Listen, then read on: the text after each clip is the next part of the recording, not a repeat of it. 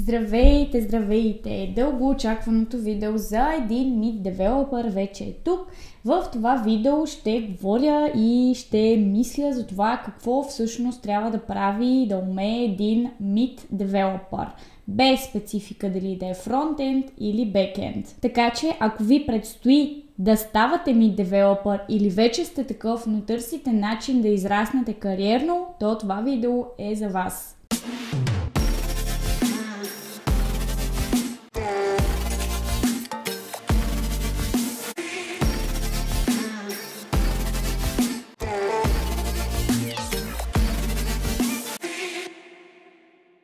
За тези от вас, които са тук за първи път, е важно да отбележа, че това видео е част от поредицата Кариерният път на един програмист. Може на вас да не ви интересува какво прави джуниор, стажант или синьор девелопър, но е важно да отбележа, че ако, например, в момента сте на позиция джуниор девелопър и искате да израснете като мид, е важно да гледате и предното видео, защото Meet Developer трябва на 100% да отговаря на това какво прави един Junior Developer и на това какво прави един Meet Developer.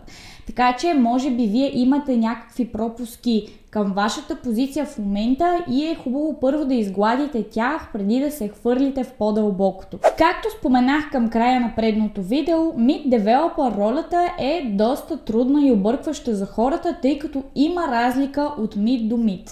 Така че може да си представим, че един Meet Developer може да има 3 нива, така да кажем, и съответно имате по Junior Mid, по Mid Mid и по Senior Mid. Така просто е най-лесно да си представите нещата, тъй като Meet Developer обикновено е позицията, на която програмистите се задържат най-дълго време. Може да сте Junior 1-2 години, да сте Mid 5 години и после да станете Senior.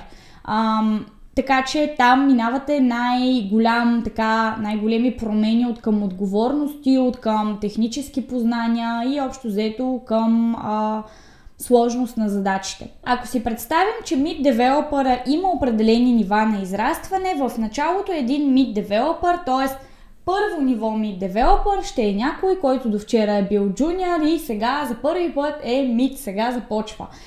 Този човек би трябвало да може да работи по типични фичъри или таскове в проекта, в който е, с много минимална помощ от по-опитен човек. Тоест, вие отново, тъй като вие до вчера сте били джуниор, никой няма да очаква от вас сега вече като сте мид, край, никога повече да не си говорите с колеги, да не търсите помощ и така нататък. Не, но по-скоро ще се очаква това значително да намали. Тоест, ако като джуниор сте питали вашият ментор или синьор програмист всеки ден по нещо, сега се старайте да го питате веднъж или 2 пъти седмично, т.е. да намаляте обема на въпроси, които имате.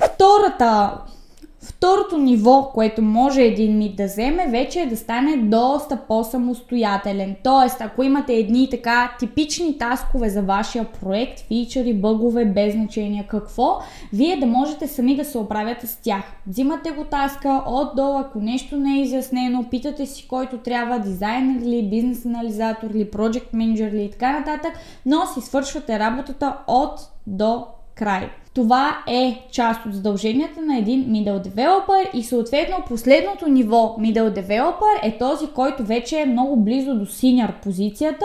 Това е човек, който освен, че трябва да прави тези типични таскове сам, той трябва да може да се справя и с по-сложни задачи. Както може би вече сте забелязали, ако работите като програмист, когато има по-сложен фичър или нещо, което е есенциално, доста важно за бизнеса, да кажем, разработвате нов начин за payment във вашия проект, обикновено тези задачи не се дават на по-джуниор хората, а се дават на по-опитните и по-отговорните хора в екипа. Тези с повече технически опит и с повече работен опит. Така че колкото повече се доближавате до това вие да вземете такъв таск, толкова повече израствате като middle developer и най-вероятно после като senior. Отново, не е нужно вие сами да правите payments, да вземете цялата отговорност за тях и така нататък. Отново може да има senior човек, с който работите, но е важно вие да сте в основната дейност, когато се случва това.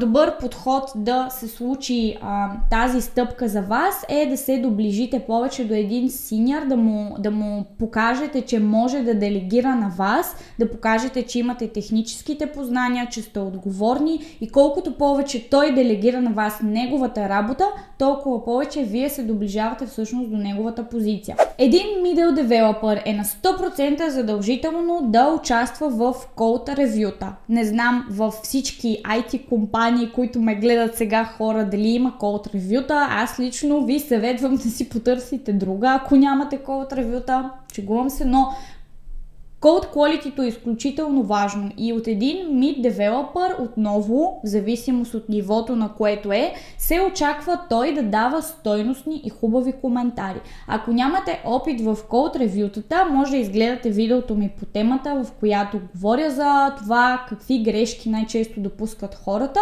но тези грешки най-много се очакват от джуниор хора в интерес на истината. За съжаление, аз познавам и mid и senior програмисти, които ги правят тези грешки, но е желателно вие да не сте от тях.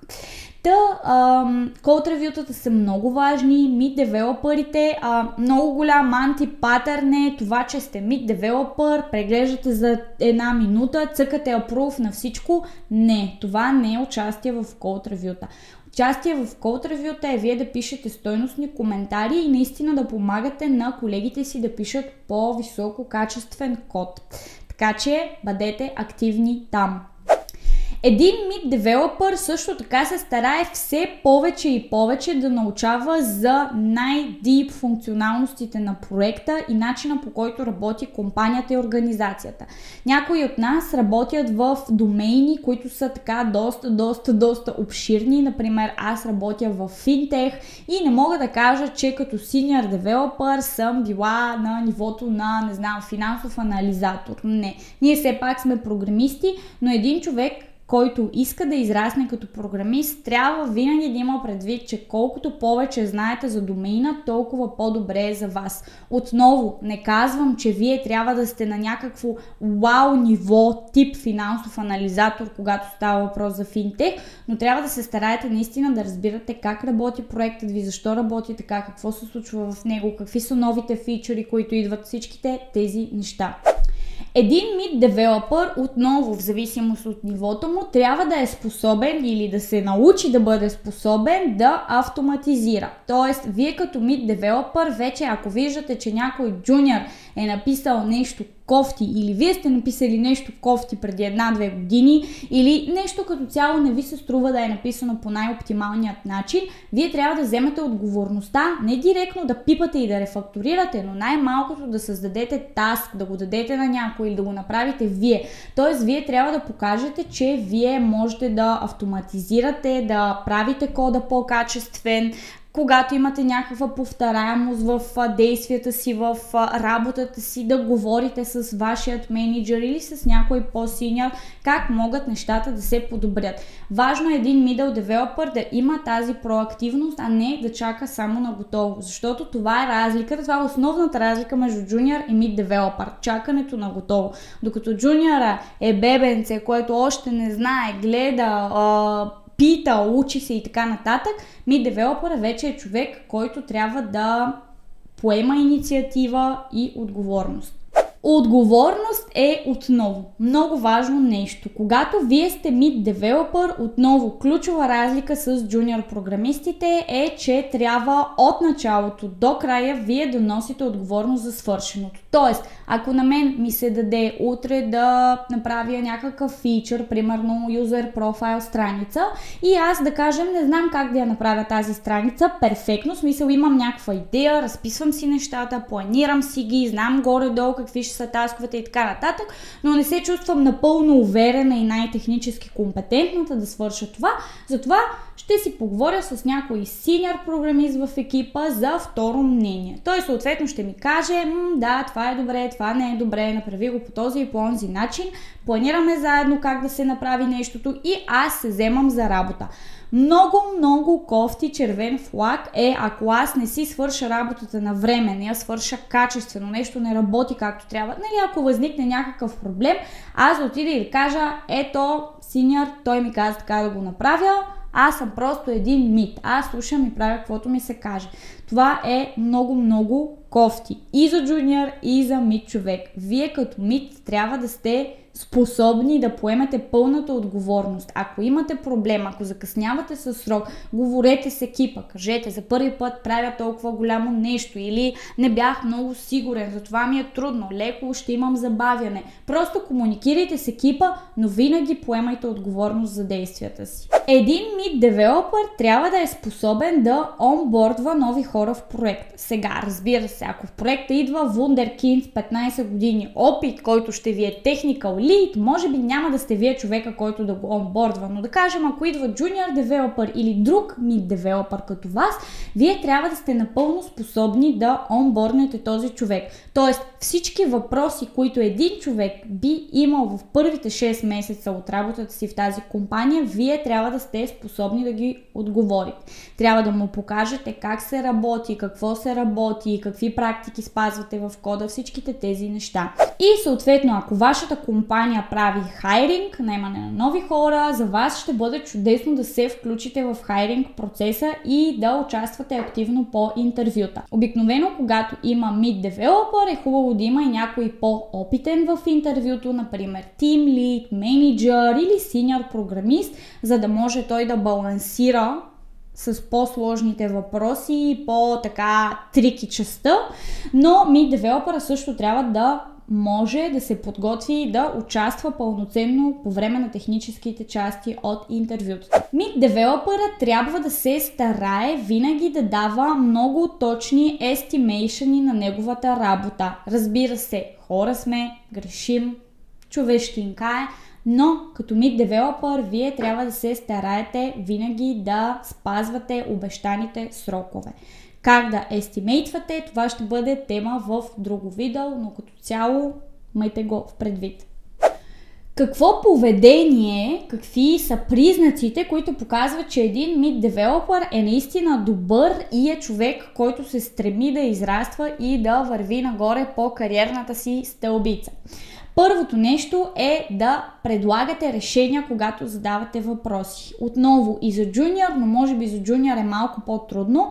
Когато отидете при някой, независимо дали е с технически казус, менеджмент казус или каквото и да е процес и така нататък, вие трябва вече да имате предложено решение. Тоест не може просто да отидете при вашия менеджер и да кажете: много тъп проект, много тъпи процеси, въобще нищо не правим, много сме неефективни, нали, така е много хубаво да си измрънкате без предложения за подобрение. По същия начин не може да отидете при синьор и да му кажете: аз не знам как се прави тази задача. Не. Трябва да кажете: аз разгледах този и този вариант, опитах това и това и това, ресърчнах това и това и това, но не съм сигурен кое е най-доброто решение, ти как мислиш. Тоест, вие винаги трябва да покажете, че вие имате engagement, вие се интересувате от това какво е решението, а не сте някой, който просто чака на готово.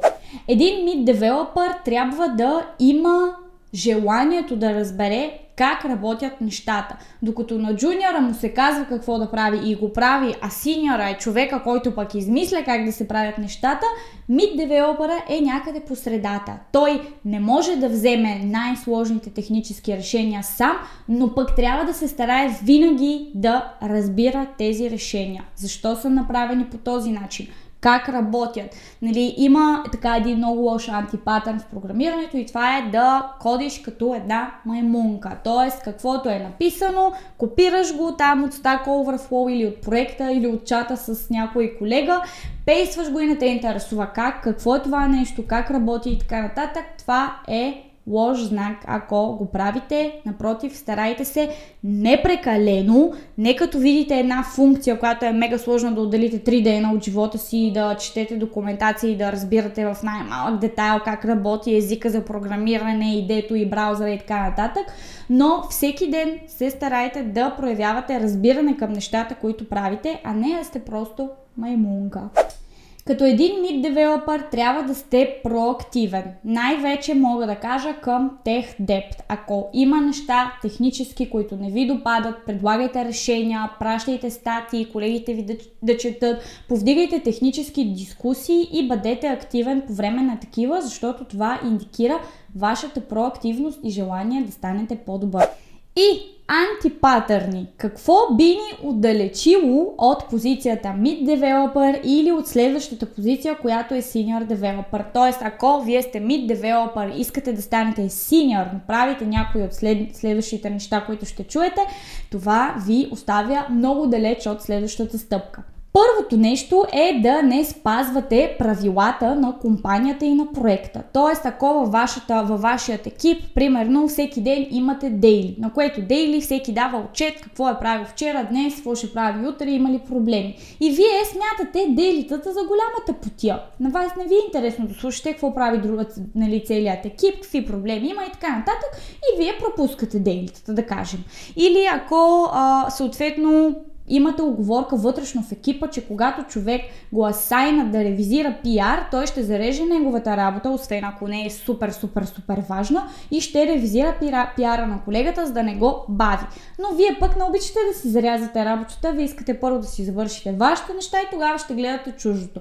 И съответно, примерно, като ви асайнат на PR, вие го гледате след 3 дни.